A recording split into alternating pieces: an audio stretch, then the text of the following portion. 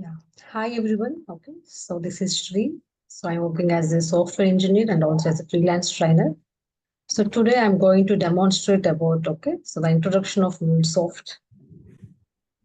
So let me share my screen.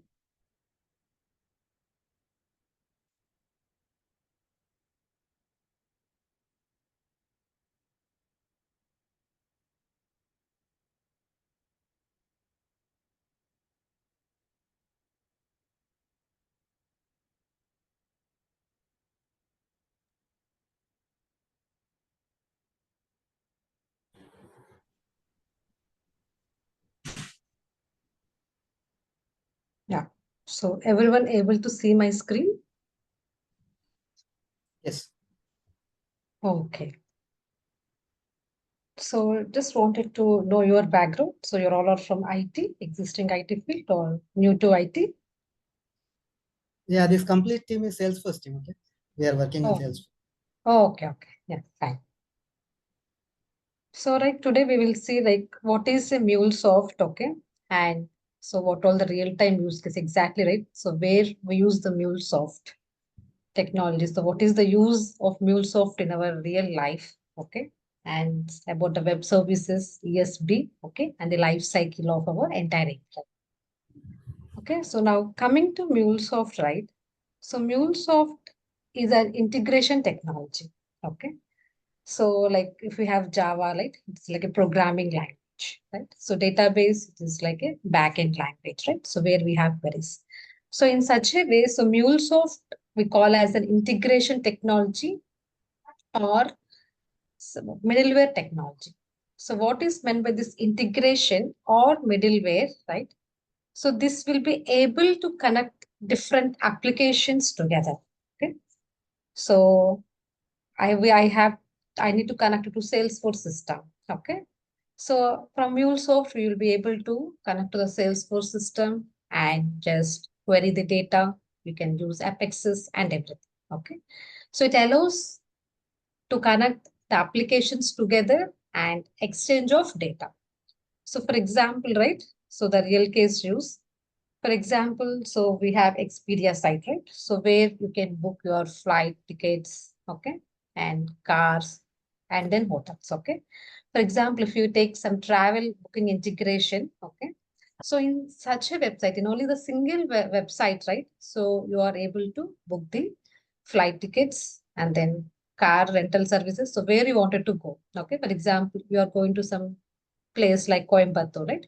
So you will be able to book the flight tickets and also you will be able to book there the car rental services and for stay you will be able to book the hotels also, right? So in single website, from single website, you are able to do the multiple things, right? You're able to connect to the airlines and grab the flights information. You're able to get the car rental services. You are able to get the all the flights informations present in that cities, right? And you're able to book the tickets and do the payments from that website, right?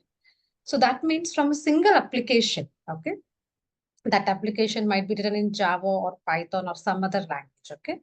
From that single application, you are able to connect it to these many applications, okay? You are integrating flights, you are integrating hotel, right?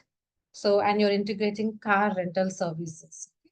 And you're able to pre-book and you're able to do the payments also, right? For payments, again, we will be connecting to the different banking servers, right? So different banking servers like Axis Bank or, okay, you're able to apply the codes, okay, you're able to connect to the different banking servers again. So those servers and those systems are different, right? So now if you see from a single website, okay, from a single application, so we are able to do these many actions. We are able to connect to these many actions like flight, hotels, cars, and do the payments by connecting to our banking servers, right? So how this is possible, okay? Because they do not communicate with each other, okay? So they cannot communicate with each other, okay? So because my application, my website is written in Java and some UIs of HTML and CSS, and whatever the flights information is there, that might be there in database or some other Salesforce system.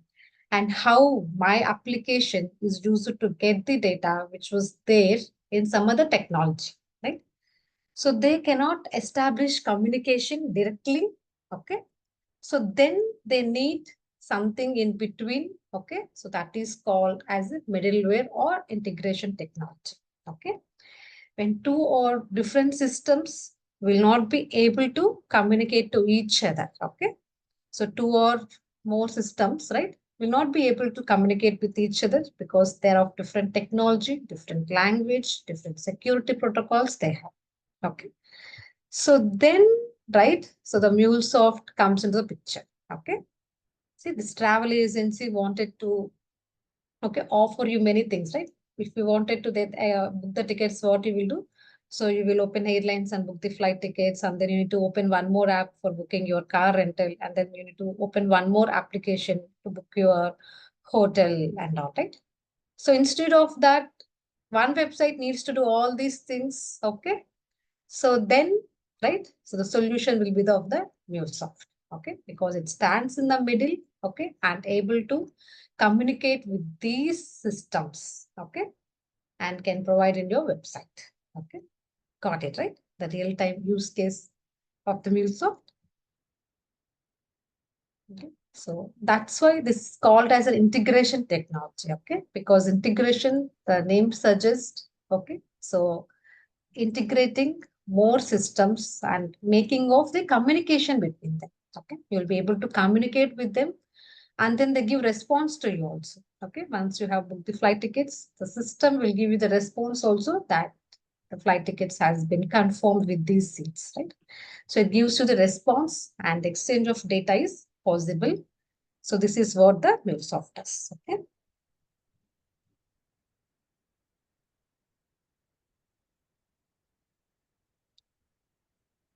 Got it, right? So any doubts do we have until here? No, I'm good. No. So in such a way, I'm just providing more use cases like online system is there, right? Suppose from generally, right, where do we order from, like Amazon or Flipkart? So we use different applications, right? So if you see like Amazon has so many products, like from A to Z, so many products it has, right? So you all might have been using it.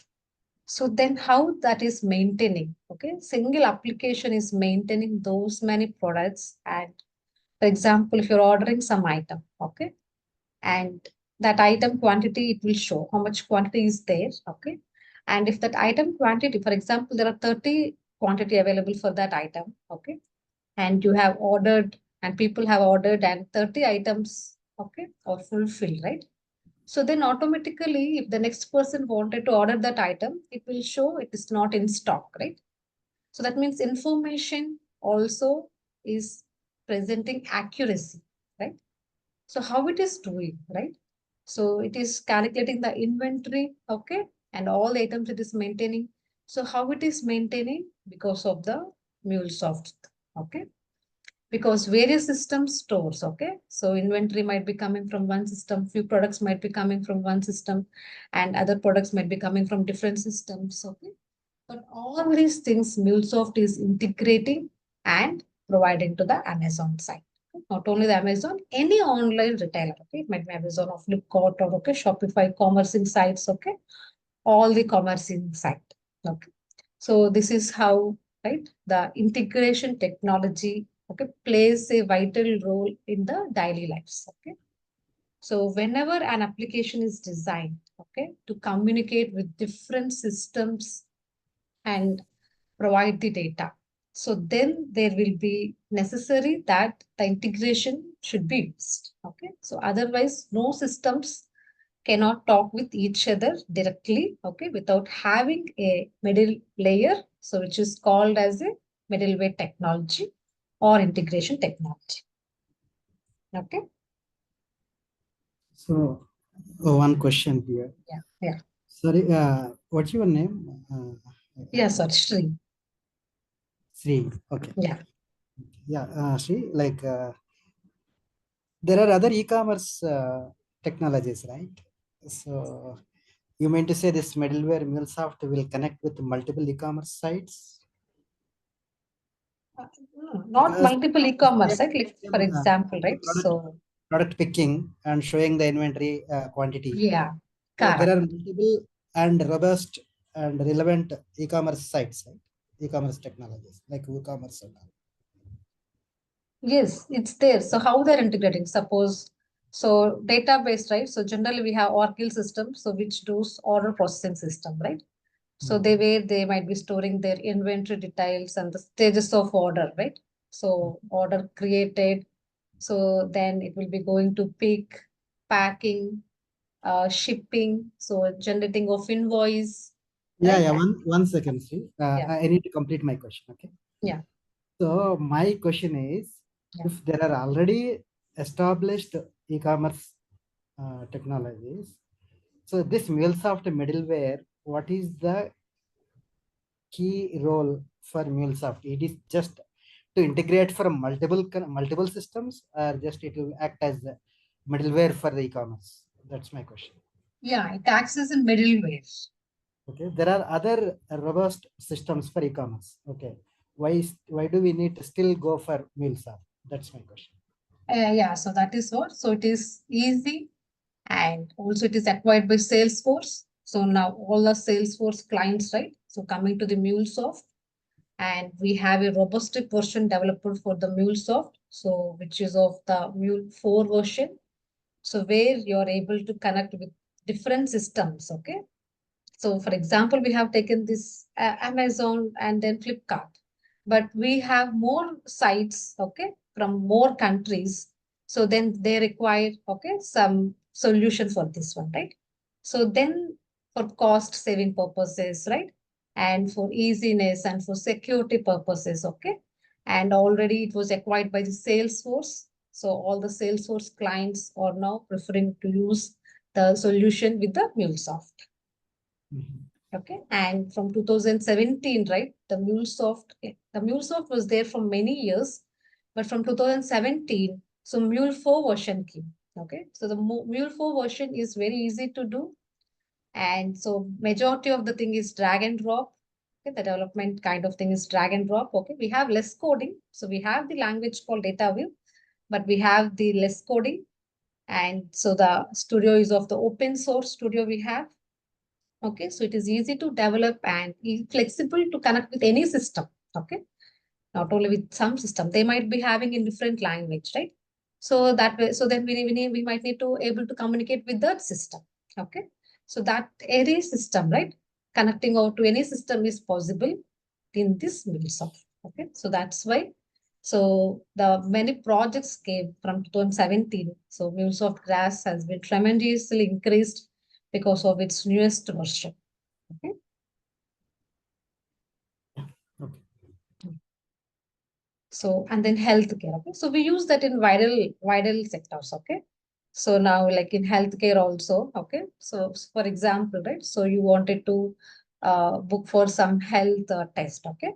So you're doing some health test. Okay. Regular health test and you want to book for the appointment. So then you wanted to know which hospitals is giving you the health test. Okay.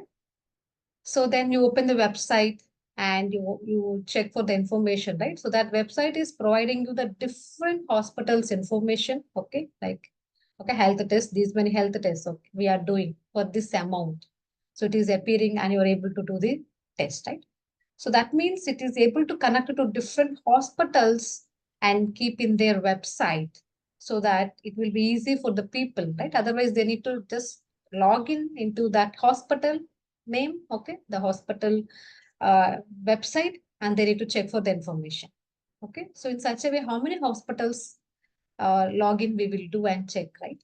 So instead, if one website is doing all the things, it is gathering of all the hospitals information in all the cities, and we just filter the city name and then the package, okay, the amount or the tests we want to do, right? So we'll be getting the optimal results.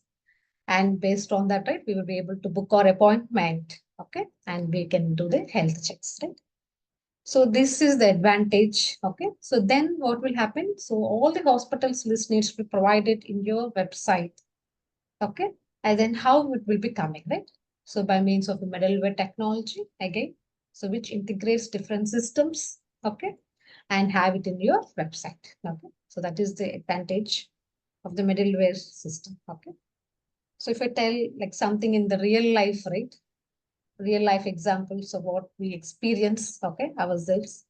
Suppose we all go to restaurant, right? So we all go to restaurant, and so what we do? So we order our food, right? So we order our food to the person, okay? So the waiter comes and takes our order, and we tell our preferences, okay, what we want, our preferences, our taste, choices, okay, everything to that person, right? So to that person, but he's not actually delivering your food. I'm sorry, he's not actually preparing your food, right? So we are telling to him, okay, see, I want my food, okay, in this way. This is what I want, okay. I need spicy, okay. I need very hot, okay. We tell everything to him, but he's not the person who prepares the dish for us, right? And we don't go to the person who prepares food for us and don't tell him, right? So we tell to the waiter, so he note down all our choices, and he goes to the chef, right, who prepares food and delivers our instructions, right? So whatever we tell, so he delivers our instructions, and chef will prepare the food, right? And then chef will not give us the food, right? So the waiter, okay, will take from the chef and deliver to us, right? So here he is the mediator, okay, between the client and the server. He is a mediator, okay, of connecting these two systems, right? So he's doing that job, right? So he's connecting to the system and taking the information, what all it's required, okay, and processing that to the end system and taking the data from that system and delivering it, right? So that is what in real time the middleware or integration technology does. So two systems, right? So these two people can't communicate with each other. Okay. So then there is a middle person who does that and makes their job easier, right? So that is what in real life we are doing. Okay. So that is what in real use cases, right? In any or the order fulfillment delivery, okay, or healthcare, okay, or travel agency, or we see the phone pay application, right? So where you are able to do multiple things. We are able to do the payments. We are able to check our balance. We are able to recharge. We are able to pay the bills, right? So we are able to pay the bills. So all the things we are able to do. Okay. So there also we are able to book different things, right? So all the things we are doing in a single application, right? So how we are able to do, because those systems are of different, and how we are able to access those systems, right? So that is how the middleware works, okay? So the MuleSoft or some middleware integration technology sits in the middle, okay? And able to communicate with these systems and exchange of data, okay? So that is what we are doing, okay? It communicates, first it connects to them, okay? And communicates transfer of data, okay? Into the system understandable language. So how it is transferring the data, okay? So how it is transferring the data? For example, the source system was in JSON and the end system can understand XML. So that's why those systems can't understand each other. Okay. The MuleSoft will convert JSON language to XML language and establishes communication with it. Okay. So that is what it does. Okay. The conversions. Okay. So and in the real time, if you take like one more example, for example, some business, okay, so dealings are going between, okay, India and China. So this Chinese people, right, they doesn't know English or Telugu or something, okay, or Hindi. So they know Chinese language, okay, and our Indians doesn't know Chinese, so we might talk in Telugu or Hindi or English, and they can't understand our language. But we need to do some business agreement between ourselves, but we are not able to understand each other and proceed because there is a different in language. Okay. So they know Chinese and we know English. Not able to establish communication here, right? So then we choose some mediator person, right? So then we choose some mediator person So who connects with us, and whatever Chinese people say, he understands, okay, and translate into the language called English and communicates with us, okay, with Indian people.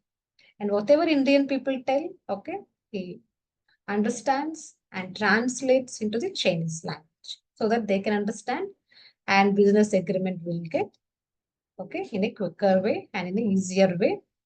So without any interruptions, okay.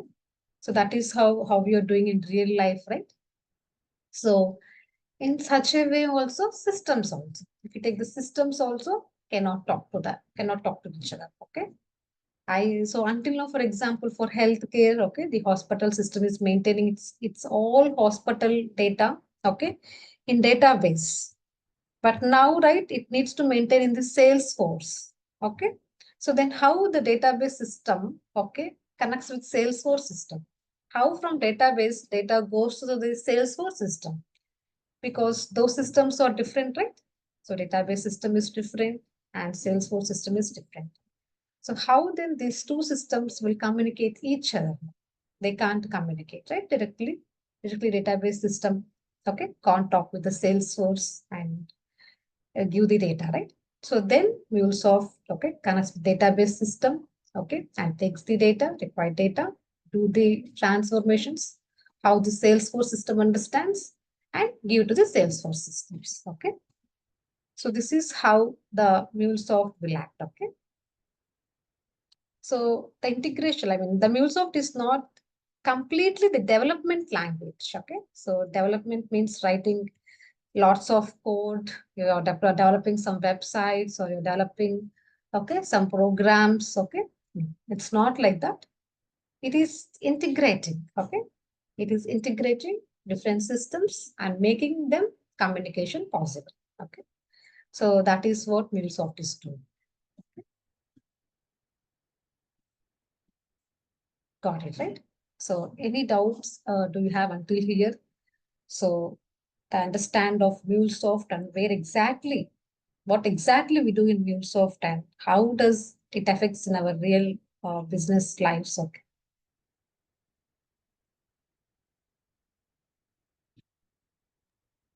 No, I don't have any questions. Okay. So Mule we call as an ESB.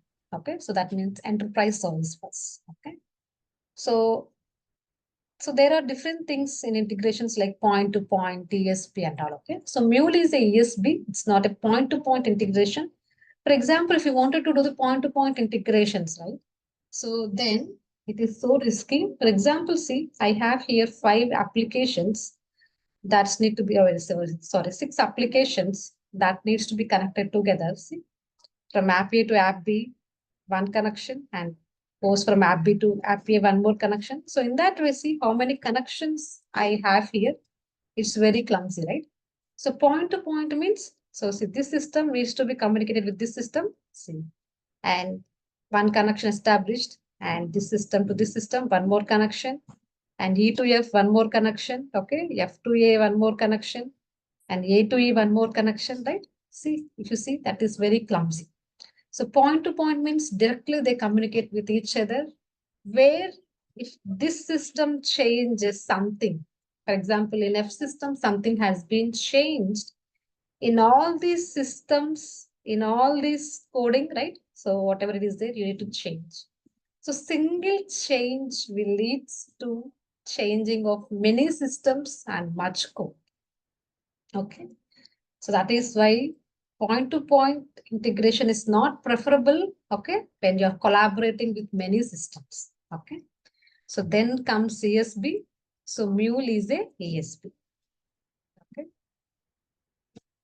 So Mule is a ESB. So if you see, right? So ESB means, so center, if you have,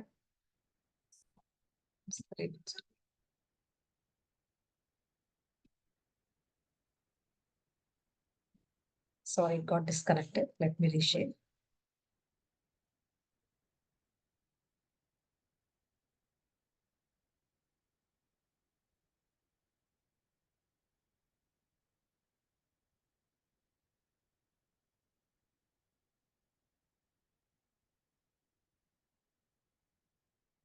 So now if you select ESB, So ESB sits in the middle like this, okay? So now I wanted to establish communication between these two systems, right? So I send the data to ESB, okay? So all the data will be there in the ESB. See, that data I can send to this system, okay? And that data I can send to this system. I again no need to establish communication with this, okay? With this monitoring system to the CRP site, okay? To make the pic large, okay? Now I think it's visible. So before in point to point, right? If this system needs to communicate, right? So this system, you need to communicate, and again this system to this system, and again this system to this system, right? So many connections are there. So now see simplified. So this system transfers the data to the ESB, and ESB holds on that data, right? And that data can be transferred to this system, and that data is transferred to this system as well, right? So again, you're not making connection to this system to take the data, because already data was there, and you need to transfer the data to the system as well. You're doing, okay? So how the system understands, you're converting into that language and transferring to this system. How this system accepts, you're converting to that language and transferring to the system. Okay, so that is the advantage of the ESB. So there are minimal number of connections, which is easy to understand also. Okay. Minimum number of connections, which is easy to understand. And change in one system, okay, doesn't affect much of your coding. Okay. So if one system, something has been changed, it doesn't affect that you need to redesign that entire system. Okay. So minimal changes will be sufficient. Okay. So if this system has been changed, I don't need to go and change this system and this system, right? I will modify my changes in the ESB, okay? And transfer the data, that's it, okay? I don't go to this system and change something in that system, right? So that is what the advantage of ESB. So that is why Mule is an ESB, right? So where, right, it is a central messaging system or hub, okay? To connect various applications and systems easily, okay? Got it, right? So that is what the ESB solution, okay? So to prevent, okay, the number of connections more, which leads to the complexity. The ESB is simpler, easy to understand, easy to do. If any change is there also, we don't affect that much, okay? So that is how the Mule is designed in an ESB way, which is called as an enterprise service bus, okay? Got it, right? So any doubts do you have until here? So until now, what we have discussed is, right? So what is Mulesoft, okay? And so what exactly it does in real life, okay? And how that is designed in an ESB way, okay? So that is what we just saw, the introduction of the Mulesoft and how it is being used in various platforms, okay? And right, yeah. Okay. So now many of us get doubts, right? Before learning any technology. So we would like to know what is essential to learn that technology, right? For example, if I'm going to learn Java, okay? So some people say we need to know the basics of C, right? In such a way, right? So in MuleSoft, to learn the MuleSoft, do you need to know any other languages? Okay. So the answer is it's not absolutely necessary to learn other languages, because MuleSoft doesn't have any language like C, Java, or Python, anything it doesn't have. So whatever it has is data. Okay. So 60% of MuleSoft is drag and drop. Okay. So where we drag and drop things. And 40%, right? And 40% will be there. Okay. 30 to 40% is data view. So where I told it until now, we need to do conversions because we need to make the systems understandable to each other, right? So that means we need to do some conversions, right? So as I told before, so one system is understanding JSON language. One more system is understanding target language, sorry, XML language. So to establish communication between these two systems, we need to convert, right, the JSON to XML and use the target system, right? So that is what that type of transformations will be there in the data weave language, okay? Data weave is a unique language, so which is there for MuleSoft only. So it's not there in previous of any languages. Okay. So that's why, so everyone can learn this language as a fresh. It's not compulsory that we need to know any other prior languages, okay, to learn this MuleSoft. Got it, right? Yeah.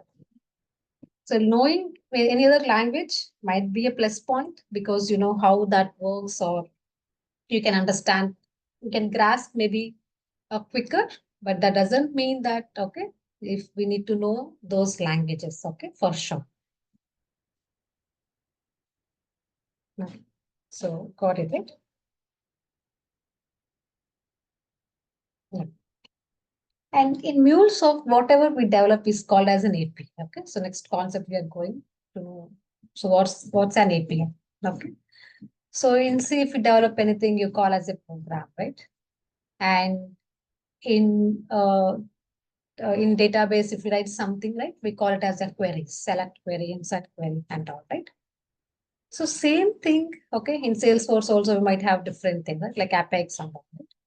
So same thing here also, and we create an object in Salesforce and store some data. So in that way we do, right? So in MuleSoft, whatever we do, that we call as an API. So what we develop in MuleSoft is called, okay, MuleSoft is a technology, okay?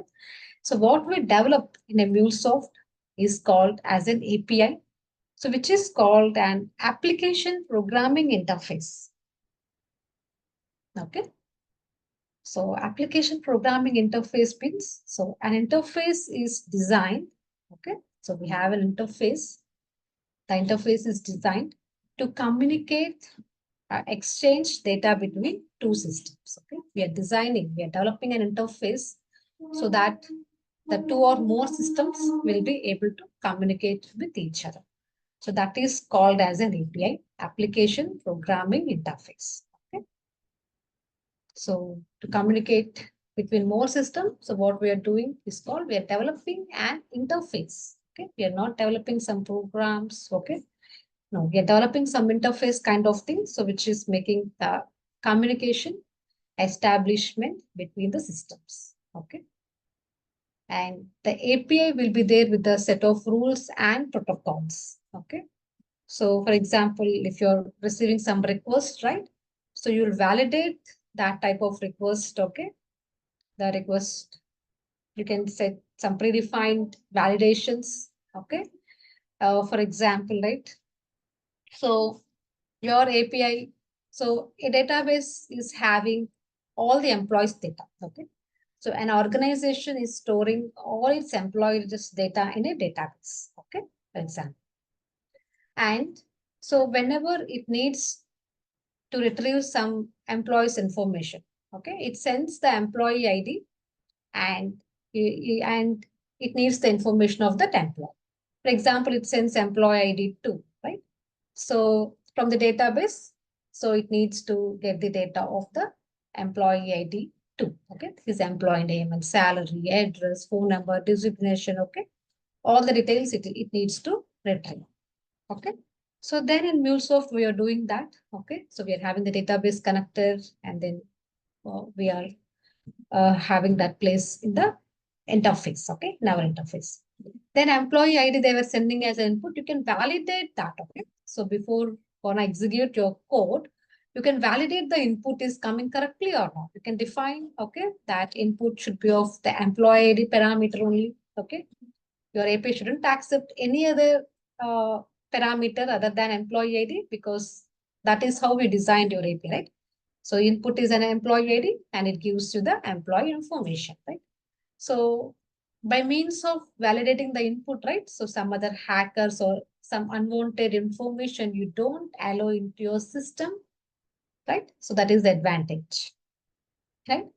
And unnecessarily don't want your system to run, okay, for the unwanted inputs. So you validate that employee ID's parameter is only coming or not.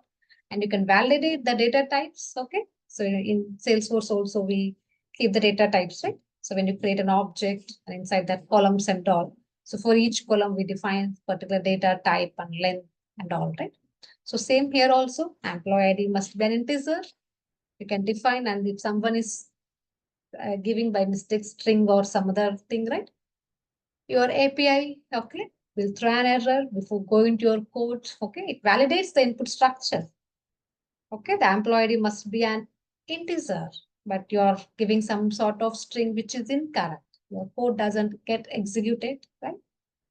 So these type of validations you do, okay? So which is called as an API, okay? So API runs with some set of protocols, okay? So that is what API. The API runs with some standards, some protocols, okay? It validates against some rules, okay? And then communicates with the systems and gives you the response. So that is what the meaning of API, okay? Any doubts do you have here, API?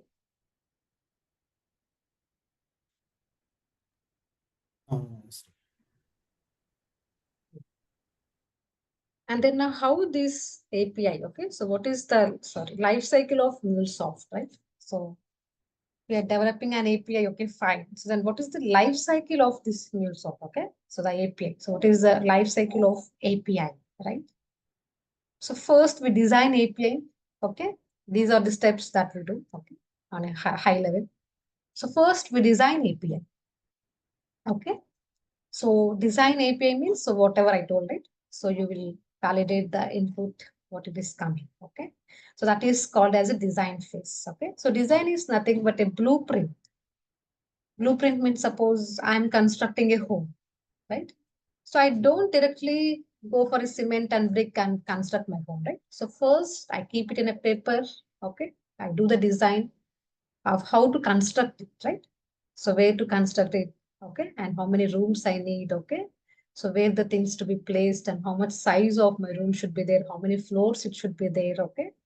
So everything I put on a paper, I design, right? So we go to some architect or someone and goes for a design of your home. First, they put it on a paper, how much land you have. So based on that, they give you different floor plans, right? So this is how you can proceed for the plans, right? So that is called design. Okay. So here also, before developing your API design, what type of input you are coming. So what type of restrictions you have, as before we told it. So that field needs to be allow only integer or string. Okay. So what type of input you need to get. Okay. So all these things you design when you think about an integration, right? So all these things you design. Okay. So once you design, according to design, you develop them. Okay. So accordingly, you develop your interface. Okay. So then, so you go to your studio, so which is called the development platform. I will tell you, okay, later on. So then you develop your API. Okay, got it right? So once you develop, what you do, we need to deploy that, right? So you have developed in my local mission, the code was there. How can people use that, right? So if I keep in my laptop the code, so that can't be used by other people, right? So you deploy that in some Cloud Hub servers, okay? Generally here we do more Cloud Hub deployments, okay? So when you deploy in the Cloud Hub, then only it will be accessible over the internet, okay? Then only it can be accessible among the clients, okay? Whoever requires that, okay? If I have in my own laptop developing the code, that doesn't be used by anyone. So we are developing with, so we just develop all the code and test it whether everything is working fine or not. And then you develop to some servers, okay, Cloud Hubs.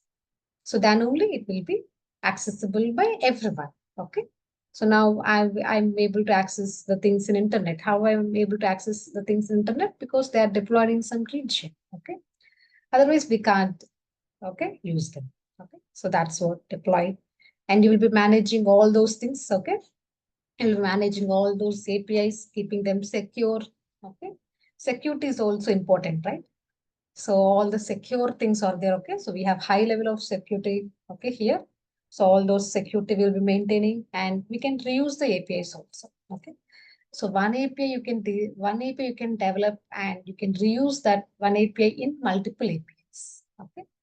So that type of reuse also you can have, so that, right, the number of APIs will be less and no need to develop same code and same code again. So which occupies the memory in your Cloud Hub, right? So reusing is also the greatest advantage that we have, okay? So this is the life cycle: design, develop, deploy, manage is nothing but the test and whatever you do, right? So people test your API, the testing team tests your APIs and all, okay? And then the secure and then reuse, okay? So that is what we do. So any doubt you have here?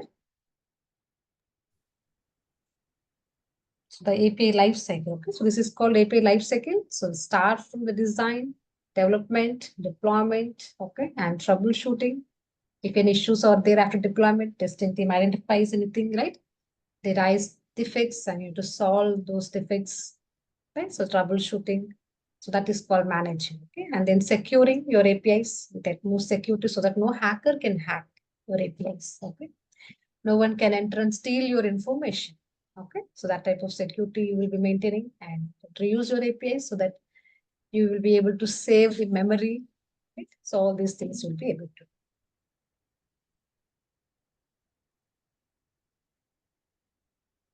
Okay, so now web services, okay? So we have web services and the difference I wanted to tell here. So what is the web service and an API? Okay, we might have been confused with web services. We might have listened and then API we are listening, right? So as API, we already discussed application programming interface, right? Which is establishing communication over different systems, right? So web services also, okay, communicate with missions, okay? For example, I wanted to forecast weather, okay? So from the weather forecasting network, right, I can design one web service, okay, where it connects to the weather forecasting service, okay, and my web service can pull the data and make it accessible over the internet, okay, so that up to date the weather forecasting in different cities and different countries I could be able to see easily, okay. So then what is then API, okay? So API is a set of protocols, right? So API, so what we are doing in API, so we are designing an interface which is communicating between different systems, and also not only that thing, we are restricting the input, okay? So web services doesn't have some rules or regulations and some protocols where API has them, okay? So where API has some protocols, okay? So where API has some set of predefined rules and regulation protocols, some security levels to be defined, okay? And connect to the systems, okay? That is called as an API. So that is why every web service can become an API, but not every API can become a web service, okay? Because web service doesn't have protocols, right? So web service also might able to communicate with the weather forecasting service and able to give you the report, okay? But we can't treat that as an API. Sorry, but we can't treat API as a web service, okay? Because in API, we are validating the inputs, protocols, security schemes, and all, okay? So that is why every web service can become an API, but every API cannot become a web service, okay? That is what APIs versus this one. Okay, application programming interface, right? We define how applications can communicate with each other by having the design in them. Okay, so that is what APIs. Okay,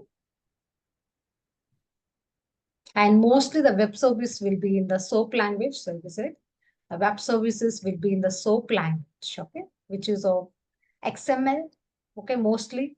And the rest, right, which follows the standards of HTTP or HTTPS, okay? So standards of HTTP or HTTPS in Google, right? So every link you see, it goes for the HTTP or HTTPS, okay? So that is how the REST standards are, okay? So REST is easy to understand, okay? User-friendly language, easy to understand. And if any change in the system is there, right? So that will be easy to incorporate in our system, okay? Suppose I'm calling some REST system. Suppose weather forecasting, it is of REST system. I'm calling that system, okay? Mule API is calling that system. So any changes done to that system also, to change your code, it's easy, okay? If it is a REST API. If it is a SOAP, right, it is complex because it involves WSDL files, XML language, many more things. It is complex to do the SOAP. Okay, you need to restructure entire WSDL file. You need to regenerate your WSDL file for a small change as well. So that is the disadvantage, okay? When you have something in WSDL, right? So you want to add some extra element or some extra column into it. So you need to regenerate the entire WSDL file, okay? So which is complex thing, okay? So that will be sorted out in the rest. So that's why, right, 90%, not 90, 95% of your APIs will be now in the rest. So which are their previous, right, like many years ago. So those might be in SOAP, but now what all the present standards everyone is developing, okay, using the REST only. Okay, got it, right? So that is what we are also developing in everything in the REST. So which is of RAML. So RAML is a design language, okay? So before I told, right, so we are designing our APIs. So how we design? So that is in the RAML, okay? So we'll discuss later on, but just giving you a glance, okay? So what all the languages are involved in the MuleSoft design. So RAML is not a coding, it's a design, okay? It's a design. Already you have set of keywords to use that. So we'll use that keywords and design, okay, our API. So any doubts you have until here?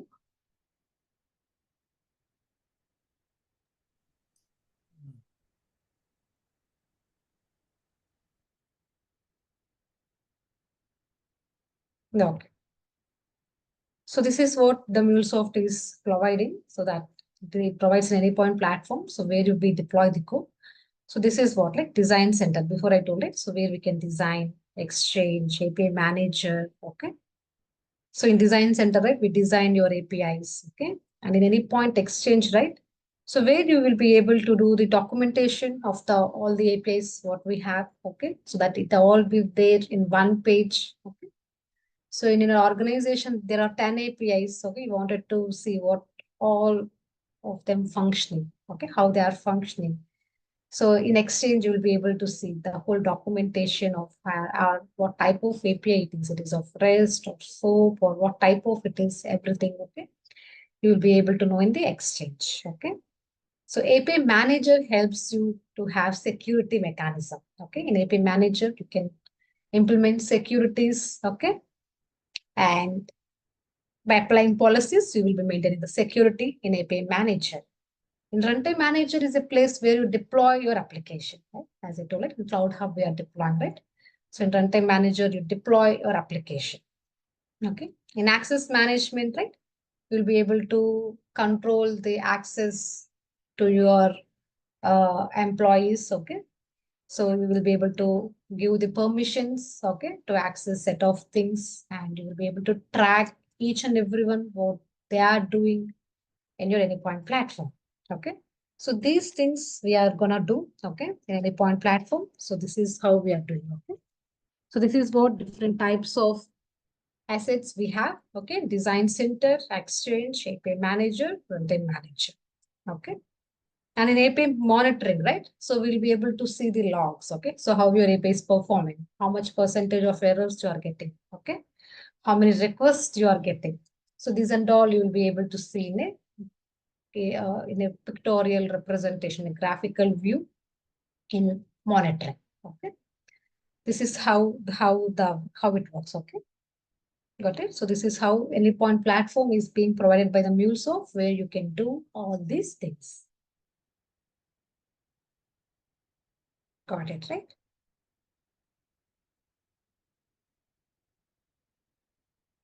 So before learning any prerequisites, like what is the setup that you need to do, right?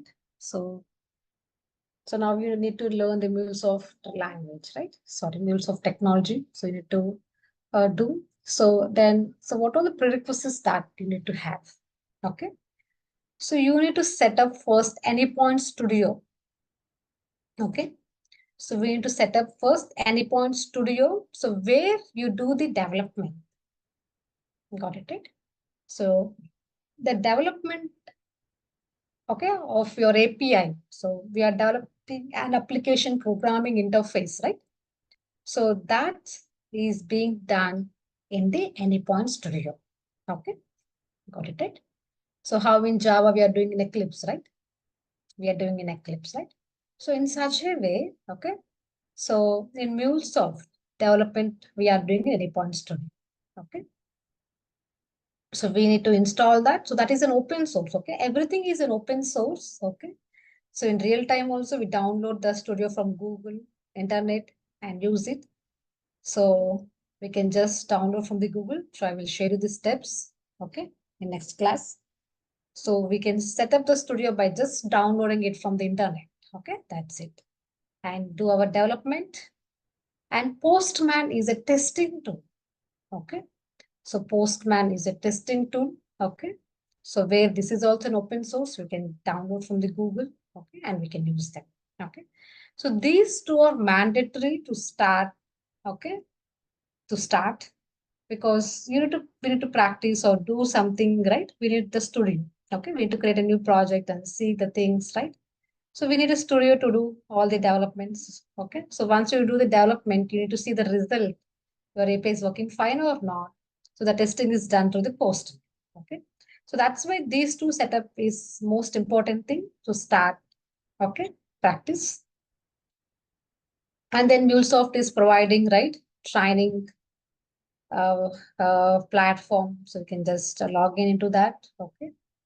And Anypoint platform account, as I told it. So before we have learned, right, Anypoint platform. So before we have learned about Anypoint platform, right? So this is for, okay. Anypoint Studio is for developing our code in our local. Postman is our testing. So Anypoint platform is where finally you deploy the code, right? In runtime manager, we are deploying, right, the code. So that we are doing Anypoint platform. So Anypoint platform is not a tool. It is just a login UI. Okay. It is just a login UI. So this one also, MuleSoft is providing a free trial account. Okay.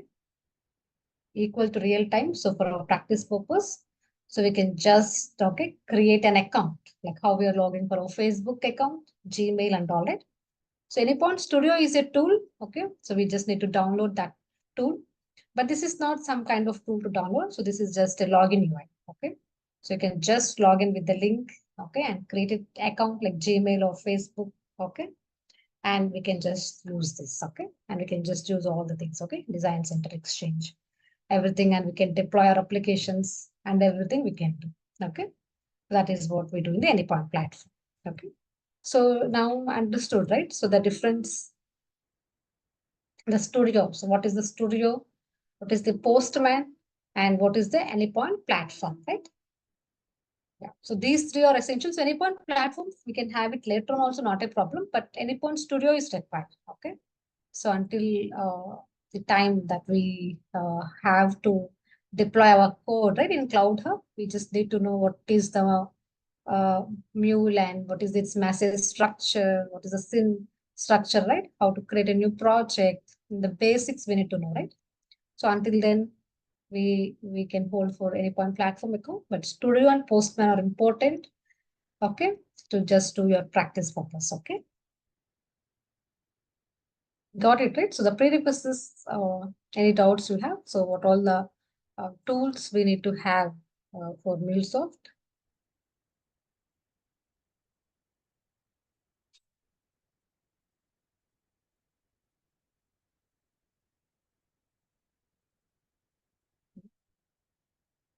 So any questions you have here?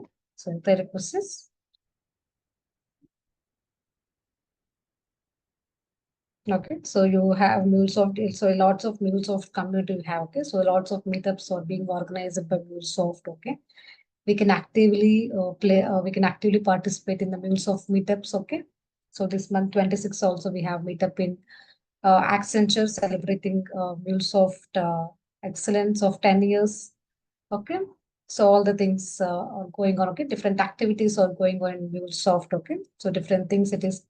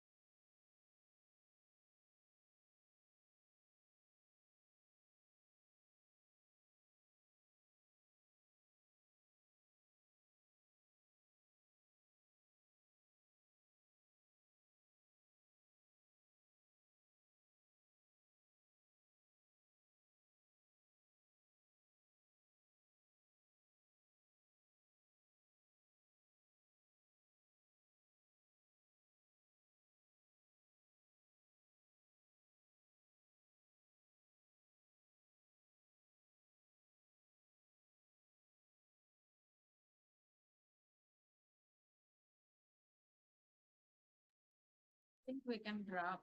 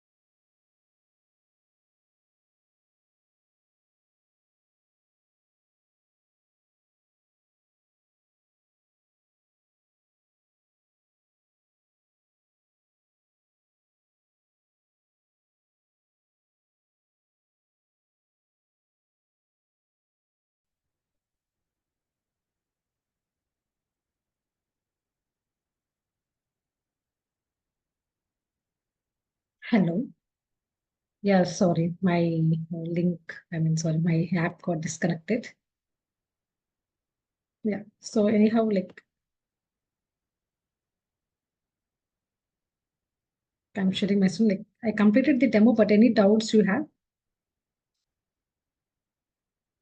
So in this demo, so what we have discussed, you have seen, right? So we have discussed like what is the MuleSoft, okay? And web services, API lifecycle. So all these things we have discussed, right? So any doubts do we have here in our agenda? So MuleSoft, okay? So you understood, right? So how it is being used in our real life, and so the APIs, okay? And what is the difference between API web services and ESB, because Mule is a ESB, and API lifecycle and prerequisites that you need to have, okay, to start. So any doubts do you have? No. Okay then. Yeah. Thank you. Thank you so much. Yeah. Thank you all. Bye.